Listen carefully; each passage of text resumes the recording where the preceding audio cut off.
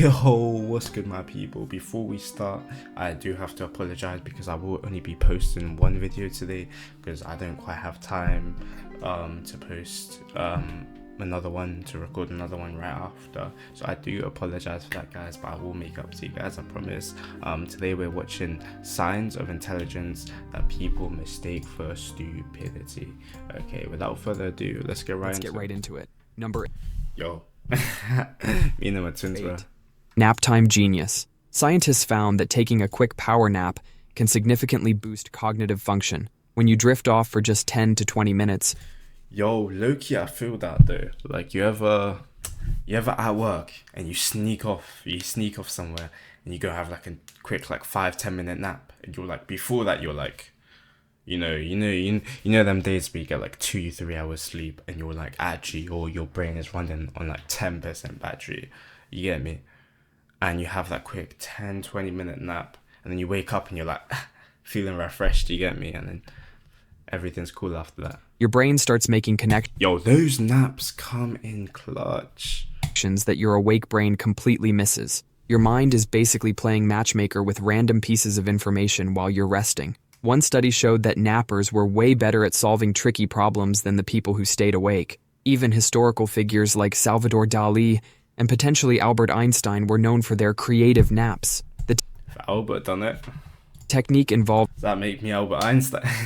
holding an object that would drop and wake them as they fell into a deeper sleep. In those few seconds between awake and asleep, their brains would come up with wild ideas. While everyone else is chugging their 5th coffee trying to power through, your brain is literally rewiring itself during your nap. You only need about 13 minutes to get these genius-level benefits. Timing is everything. Nap during that afternoon slump when your energy naturally dips. Keep it short. Anything longer than 20 minutes, and you can wake up feeling groggy. You know what, low-key, before I record, sometimes if I'm really tired, running off an hour or two sleep, sometimes before I get home, after I get home, before I record, I will have like a quick little nap like I used to do when I used to get home earlier. Now that I get home a bit later, it's a bit peak. But when I used to get home a bit earlier, I used to nap for half an hour quick and then hop on stream feeling energized, Number 7. Daydream believer brain.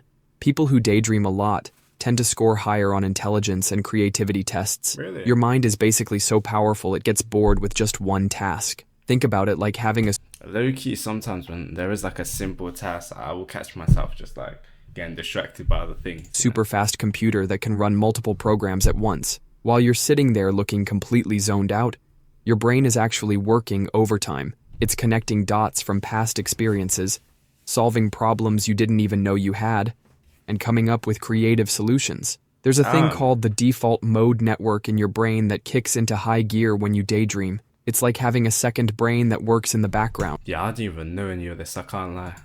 Processing all the stuff your conscious mind is too busy to handle. Ever notice how your best ideas come when you're doing something totally unrelated, like taking a shower? That's your daydreaming brain at work. Scientists found that people... Yo, shower thoughts be hitting different, yo. Yo, somebody drop in the comments some mad shower thoughts you've had. I want to hear them. People who daydream aren't actually distracted. Their brains are just really efficient at handling multiple thoughts at once. It's like having a mental simulator that tests out different outcomes before you have to deal with them in real life. Number 6.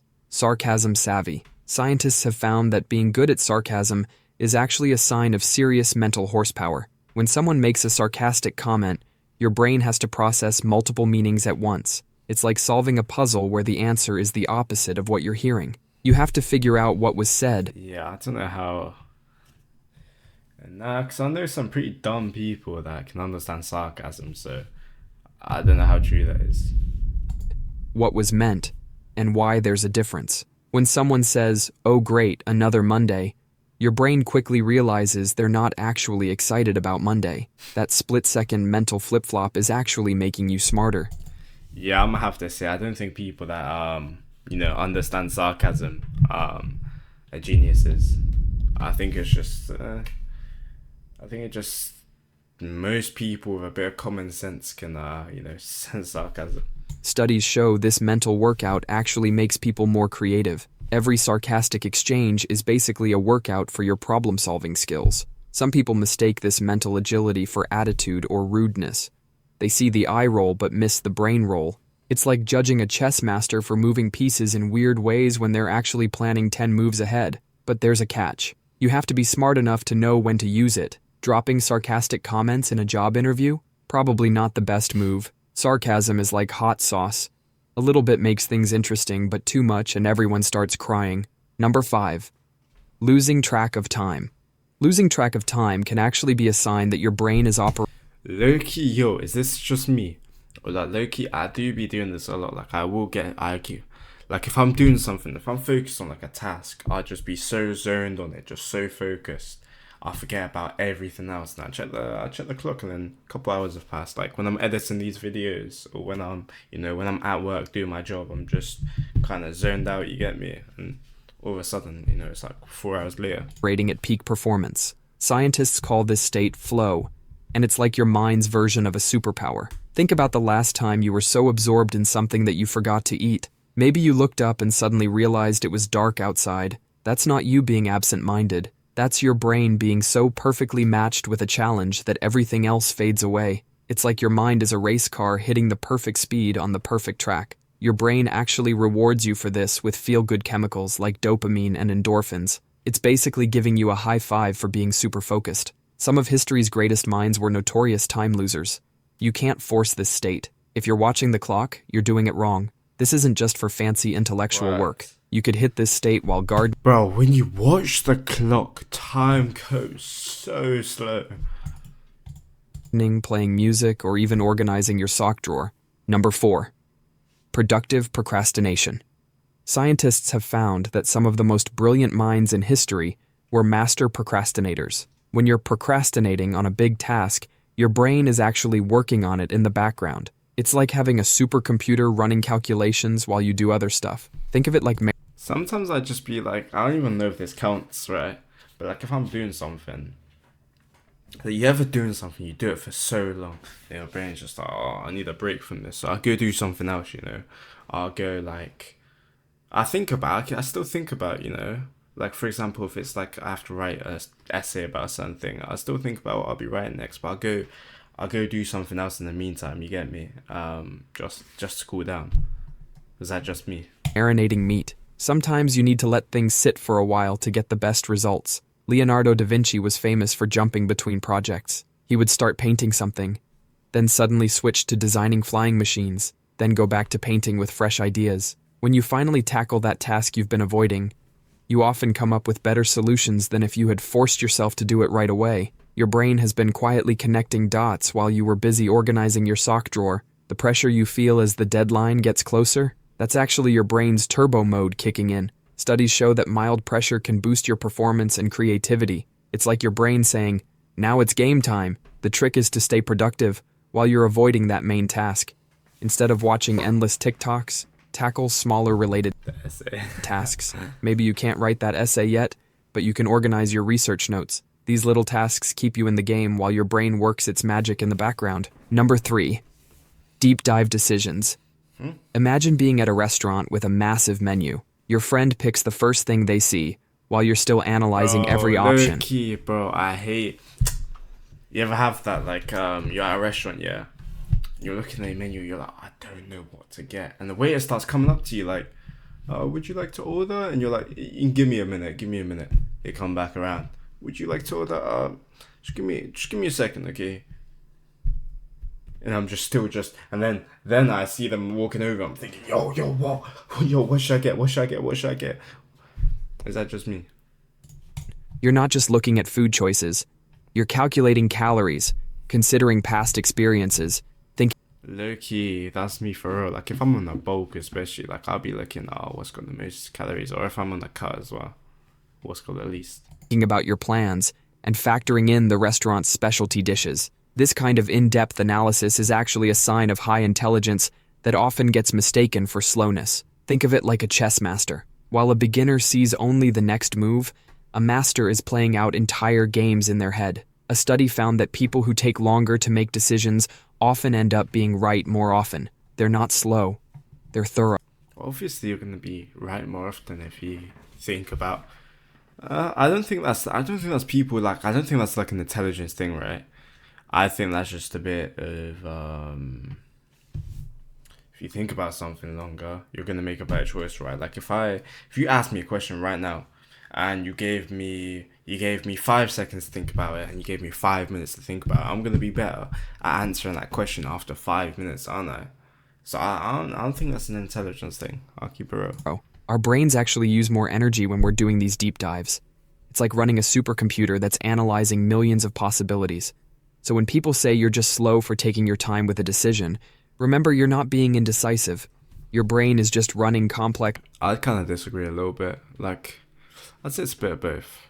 simulations that others might not even think about. You're not over. Just depends on the situation, right? Because you could just be actually just being slow and just being indecisive, right?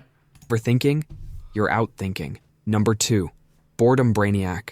Highly intelligent people process information so efficiently that normal tasks can feel like watching paint dry. Imagine being forced to watch a movie in slow motion while everyone else thinks it's playing at normal speed. That's why these brainiacs often seem distracted or uninterested. Their minds are already 10 steps ahead. Their brains actually need more stimulation than average to stay engaged. It's like having a pet cheetah and expecting it to be happy walking at turtle speed. Scientists have found that these quick-thinking minds release more dopamine when tackling new challenges. That's why they're always hunting for the next mental puzzle to solve. But this can look like laziness or a lack of focus to others who don't understand what's happening. Picture a race car driver stuck in rush hour traffic. All that power and nowhere to go. These people often get labeled as problem students or difficult employees because they can't stick to mundane tasks. Take Thomas Edison. His teachers reportedly found him a difficult student because he was bored out of his brilliant mind. These people aren't broken. They're just operating at a different speed than everyone else. Their minds are constantly connecting dots that others don't even see exist. Number 1, unfinished projects. Imagine your desk covered with half-started ideas, notebooks filled with scribbles, and projects in various stages of. Yeah, I can't relate to this. I can't like I hate not finishing something. Like it like eats away at me. Like you ever have that? Like you start something and you're just like, you know what? I actually need to finish this. Completion. Most people would look at this and think you can't finish anything, but your project graveyard might actually be a sign of a highly curious and creative brain. Think of your mind like a fireworks show. Each new idea is like a brilliant explosion of light, demanding attention before the next one takes over. Leonardo. I feel like a lot of these are very situational. You get me? Like I feel like you could be dumb. No offense to anyone. You could be dumb and you could have all of these, right? I don't think this is I don't think most of these are actually signs of intelligence, right? Because you could also have unfinished projects because you tried to start something and then you figured out you didn't have the facilities, you didn't have the know-how to complete it. You get what I mean? You're a bit overqualified. Like for example, trying to learn something on guitar, right? Trying to learn a tune on guitar sometimes because I'm not really that good. I'd say I'm still pretty beginner. Trying to start a song and I realized, you know what, it's a bit out of my league. It's a bit too hard for me, right? So I stopped trying to learn that and I focused on learning something easier, right? That wouldn't make me, you know, the greatest guitarist or like a professional guitar player, right? So if we just like apply that, like vice versa, right? I don't know. I feel like it's very situational. Leonardo da Vinci, one of history's greatest minds, had hundreds of unfinished projects. His notebooks were packed with half-drawn inventions and incomplete sketches. Some of those unfinished ideas were centuries ahead of their time. Studies show that people who start multiple projects often have higher creativity scores because they are skilled at divergent thinking. They're not failing to finish. They're collecting experiences. Each unfinished project is actually teaching them something new. I feel that though. That's kind of like me with like different side hustles that I do, right? Like I try a bit of everything. You get me? Like I try what works for me, what I enjoy doing the most, what's the most, you know, profitable, but I ain't gonna get too much into that. It's like having a mental library of ideas that can be mixed and matched later. The real magic happens when individuals who jump between projects finally find something worth finishing. They bring all those collected experiences and insights to the table. That's how groundbreaking innovations happen. That's all for today. Yo, W video from this guy. Yo, if you guys enjoyed the video, you know, drop a like on my channel, come over here, drop a like on this guy's channel too, the Chill Dude Explains. W video from this guy, W. Yo, anyways, I'm not gonna hold you, man. Like, as I said before, drop a like. I appreciate that. I appreciate all you guys who like my videos. Anyways, I'm gonna have to leave it here. Fuza. Peace out.